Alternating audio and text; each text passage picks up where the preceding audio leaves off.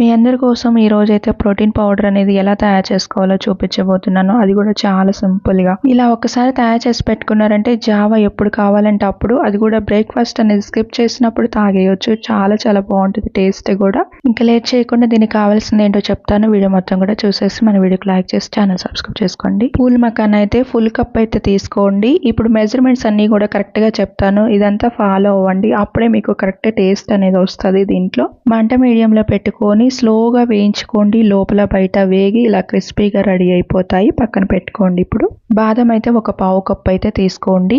అవిసె గింజలు, పుచ్చ గింజలు, నువ్వులు, గుమ్మడి గింజలు, ఇలా 5 రకాల గింజలు మొత్తం కూడా మిక్స్డ్ అయ్యి ఉంటాయి. ఇవి ఒక 3 స్పూన్ల వరకు దీంట్లోకి తీసుకోండి.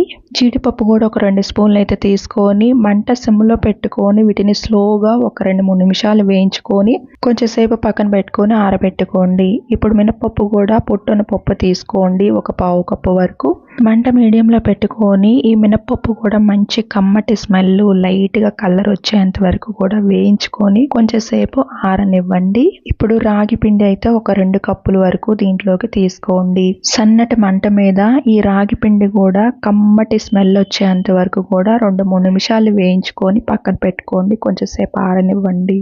ఇప్పుడు అసలు ప్రాసెస్ అనేది పూర్తిగా చూడండి, క్లియర్గా అర్థమవుతుంది. ఇప్పుడు మినపప్పుని ఇలా చిన్న జార్లోకి తీసుకొని మెత్తటి పౌడర్ అయ్యేంత వరకు కూడా ఇలా మిక్సీ పట్టుకొని తీసుకోండి.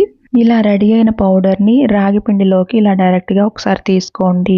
ఇప్పుడు పూల మకానాన్ని కూడా ఇలా జార్లోకి తీసుకొని చిన్న జార్లోకి బాగా మిక్సీ పట్టుకోండి. మెత్తటి పౌడర్ అనేది రెడీ అయిపోతుంది. దీన్ని కూడా ఇలా రాగి పిండిలోకి తీసుకోండి. బాదం, జీడిపప్పు అన్ని కలిపిన గింజలన్నీ కూడా ఇలా చిన్న జార్లోకి తీసుకోండి. యాలుక్కాయలు కూడా ఒక 3 అయితే తీసుకోండి. కమ్మటి స్మెల్ చాలా బాగుంటుంది ఫ్లేవర్బుల్గా. ఇలా మెత్తటి పౌడర్ వచ్చేటట్టు మిక్సీ పట్టుకోండి.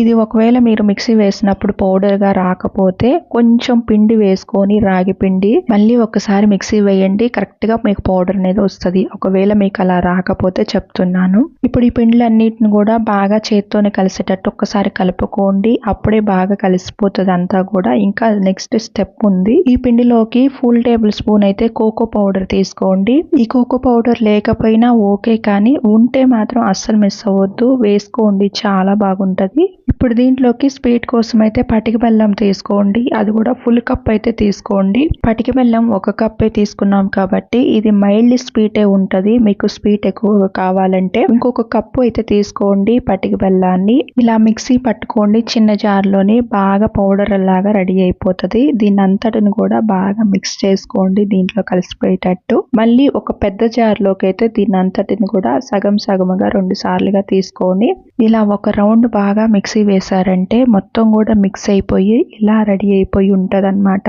ఈ ప్రోటీన్ పౌడర్. ఇలా మిక్సీ వేసిన తర్వాత కొంచెం సేపు ఆరనివ్వండి, మొత్తం కూల్ అయ్యేంత వరకు. అలా కూల్ అయిపోయిన తర్వాత ఒక సీసాలోకి తీసుకొని దీన్ని ఫ్రిడ్జ్ లో పెట్టుకుంటే ఎన్ని రోజులైనా ఇది స్టోరేజ్ ఉంటుంది అన్నమాట ఈ పౌడరు.